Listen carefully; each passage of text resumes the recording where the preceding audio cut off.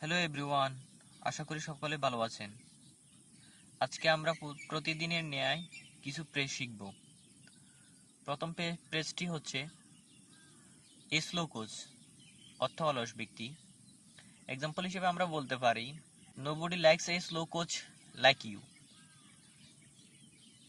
তারপর at home, অর্থ আরাম। I feel at home hair.